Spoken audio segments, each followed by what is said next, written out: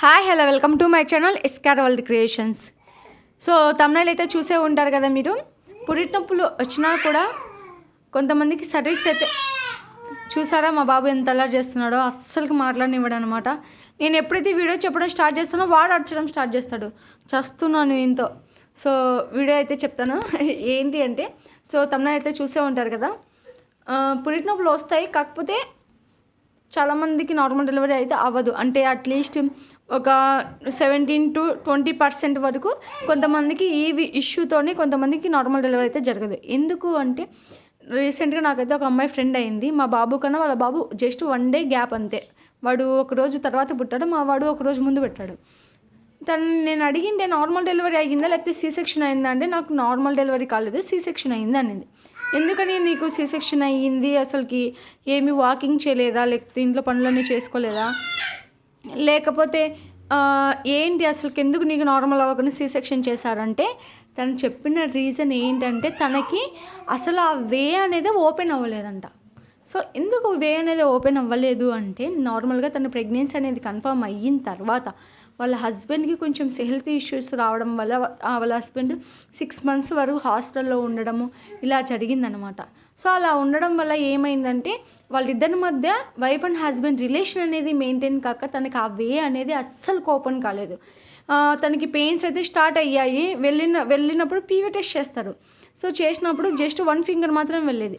So 1 finger వెళ్ళేది, okay 1 finger వెళ్ళింది కదా, ఇవి పెయిన్స్ అయితే వస్తూ ఉన్నాయి, చూద్దాము ఇంకా ఏమన్నా ఓపెన్ అవుతుందేమో అని తనని 2 days వరకు అలాగే పెట్టాడు. 2 days అయిపోయినాయి, 3rd day కూడా వచ్చింది, అయినా కూడా తనకు జస్ట్ 1 finger మాత్రమే వెళ్తుంది. సో ఇంకా ఏం చేయాలో అర్థం కాక తనకి సీ సెక్షన్ చేశారనమాట.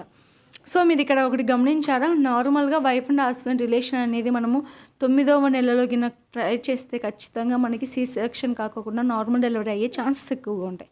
ఎందుకంటే నార్మల్గా మనం పెళ్ళికి ముందు ఎలాగైతే ఉంటామో ఈ 9th month కంప్లీట్ అయినంత వరకు ఒకవేళ మనము వైఫ్ అండ్ హస్బెండ్ అనేది రిలేషన్ అనేది మెయింటైన్ చేయకపోతే మనకు ఆ వే కూడా అంతే చిన్నగా ఉంటుంది.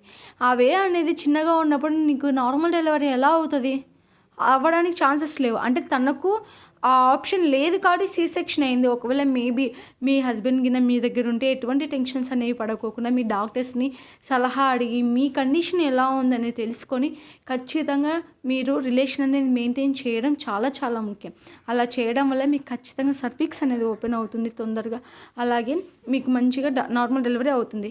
మీకు ఒక ఎగ్జాంపుల్ చెప్తాను చూడండి. నా వీడియోస్ ఒకవేళ ఎవరైతే పల్లెటూరు వాళ్ళు చూస్తున్నారో కింద కామెంట్ సెక్షన్లో ఒక కామెంట్ అయితే పెట్టండి, ఏ ఊరి నుంచి చూస్తున్నారో. ఇలా ఎందుకంటున్నానంటే, నార్మల్గా పల్లెటూరు వాళ్ళు వాళ్ళ అమ్మ వాళ్ళని, అంటే ఒకవేళ ఎవరైనా పెళ్ళైన వాళ్ళు, రీసెంట్గా పెళ్ళైన వాళ్ళు చూస్తే వాళ్ళ అమ్మ వాళ్ళని ఒకసారి అడగండి.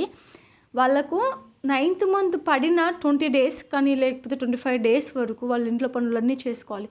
వైఫ్ అండ్ హస్బెండ్ రిలేషన్ అనేది మెయింటైన్ చేస్తూ ఉంటారు. సో వాళ్ళ వైఫ్ అండ్ హస్బెండ్ రిలేషన్ అనేది మెయింటైన్ చేస్తూ ఉంటారు. ఖచ్చితంగా వాళ్ళు డెలివరీ అయినంత వరకు వైఫ్ అండ్ హస్బెండ్ రిలేషన్ అనేది మెయింటైన్ చేస్తూ ఉంటారు. అందుకే వాళ్ళకి ఈజీగా నార్మల్ డెలివరీస్ అనేవి జరుగుతూ ఉంటాయి. ప్లస్ వాళ్ళు వర్క్స్ కూడా, అంటే పనులు కూడా చాలా వరకు వాళ్ళే చేసుకుంటారు కాబట్టి నార్మల్ డెలివరీ అవుతుంది. సో సెక్స్ చేసుకోవడం వల్లనే మనకి ఖచ్చితంగా నార్మల్ డెలివరీనే అవుతుందా అంటే, ఇలా చేసుకోవడం అనేది ఓన్లీ 1 of part. అంటే ఖచ్చితంగా 100కి 60% వరకు అయ్యే ఛాన్సెస్ ఎక్కువగా ఉండొచ్చు. ఎందుకంటే మనకు బేబీ వచ్చేదే ఆ వే నుంచి కదా. మీరు ఒకసారి లాజికల్గా ఆలోచించినట్లయితే అక్కడే అర్థమవుతుంది, మనకు బేబీ వచ్చేదే అక్కడ నుంచి. సో మనం వీలైనంత వరకు 9th monthలో ఉండండి, ఏం ప్రాబ్లం లేదు. కాకపోతే ఓవర్గా ఉండకోకుండా, అంటే ఇంకా రోజు ఉండడాలు లేకపోతే ఎక్కువ టైం అనేది దానికి స్పెండ్ చేయడాలు ఇలాంటివి దయచేసి చేయకండి. దానివల్ల మనకి అక్కడ వజనల్ పార్ట్లో మనకి రప్చర్ అయ్యే ఛాన్సెస్ ఎక్కువ ఉంటాయి. దానివల్ల మళ్ళీ మీకు పెయిన్స్ రావడము, లేకపోతే డిశ్చార్జెస్ అనేవి రావడం, లేకపోతే యూరిన్ కనుక వెళ్ళినప్పుడు పెయిన్స్ అనేవి రావడం జరుగుతూ ఉంటాయి. సో ఉండడానికి ట్రై చేయండి, ఓవర్గా వద్దు, అలాగే అస్సలు ఉండకోకుండా అస్సలు వద్దు. ఇంకొకసారి ఏంటంటే, ఒకసారి మీరు ఒకవేళ అలా ఉండాలనుకుంటే మీ హెల్త్ కండిషన్ కూడా ఒకసారి ఆలోచించండి. మీకు ప్రీవియస్గా ఒకవేళ 2 కానీ 3 కానీ అబార్షన్స్ అయినట్లయితే వీలైనంత వరకు అవాయిడ్ చేయడానికి ట్రై చేయండి. ఎందుకంటే మనకు బేబీ ఇంపార్టెంట్. బేబీ నార్మల్ అయిందా సీ సెక్షన్ అయిందా అని కాదు, అబార్షన్ అయిన వాళ్ళకి ఆ పెయిన్ అనేది తెలుస్తూ ఉంటుంది. కాబట్టి వీలైనంత వరకు మీరు అవాయిడ్ చేయడానికి ట్రై చేయండి. కొన్ని కాంప్లికేషన్స్ అనేవి ఉండడం వల్ల మీరు వీలైనంత వరకు అవాయిడ్ చేయండి. ఇంకా ఒకటి ఏంటంటే, ఖచ్చితంగా డాక్టర్ సలహా తీసుకున్న తర్వాతనే మీరు ఇలాంటివన్నీ ట్రై చేయండి. So thank you for watching. Please do like, share and subscribe to Eskar world creations.